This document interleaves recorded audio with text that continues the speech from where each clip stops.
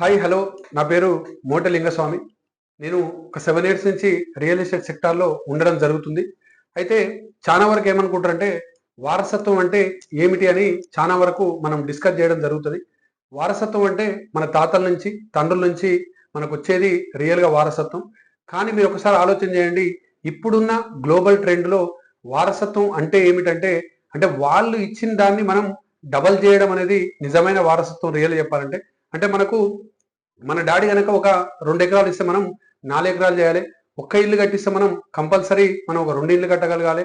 ఒక 2 ఎకరాలు మనకు ఒక 10 మందికి సాయం చేస్తే 100 మందికి, 1000 మందికి సాయం చేయాలి. ఒకవేళ లేటెస్ట్‌గా ఏందంటే అత్తగారులు కూడా కట్నం బాగా ఇవ్వడం జరుగుతుంది కాబట్టి ఏందంటే వాళ్ళు కూడా ఒక రూ. 1,00,00,000 కట్నం ఇస్తే మనం 2,00,00,000 చేయాలనేది ఇప్పుడున్న ప్రెజెంట్ అంటే గ్లోబల్ ట్రెండ్‌లో ఉన్న వారసత్వం. కాబట్టి ప్రతి ఒక్కరు కూడా ఆ విధంగా చేయాలని ఉంటది గానీ కానీ వాళ్ళు ఉండేటటువంటి ప్లాట్‌ఫార్మ్ ద్వారా అవి చేయడానికి అవకాశం ఉండకుండా పోతది కాబట్టి ఏంటంటే, అవి చేయాలంటే, ఆ విధంగా సాధించాలంటే, రియల్‌గా మనం డబుల్, త్రిబుల్ చేయాలంటే మాత్రం ఖచ్చితంగా అది మీకు మళ్ళీ చెప్తున్నా, అది కార్పొరేట్ రియల్ ఎస్టేట్ ద్వారానే పాసిబుల్ అయితది. దాంట్లో కూడా మీరు ఆలోచన చేసే విధానం ఏందంటే, మనం రియల్‌గా ఏందంటే ఒక ఎడారిలో పోతున్నప్పుడు మీకు బంగారం ఉన్నా సరే, డైమండ్స్ ఉన్నా సరే, ఏదున్నా సరే మీకు కావాల్సింది ఏంటిది?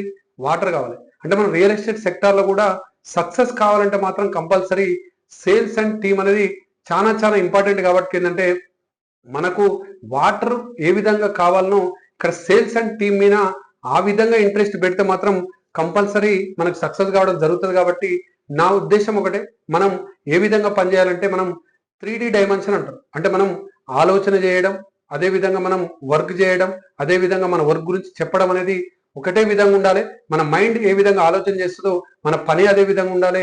మనం చేసే విధానం అదే ఉండాలి. మనం చెప్పే విధానం కూడా అదే ఉండాలి.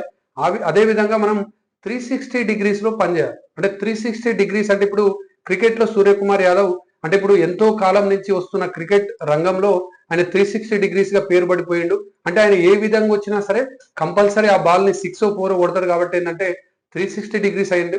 మనం కూడా అంతే మనం కమర్షియల్ ప్లాట్లు అమ్మగలగాలి, సెమీ కమర్షియల్ అమ్మగలగాలి, రెసిడెన్షియల్ ప్లాట్లు అమ్మగలగాలి.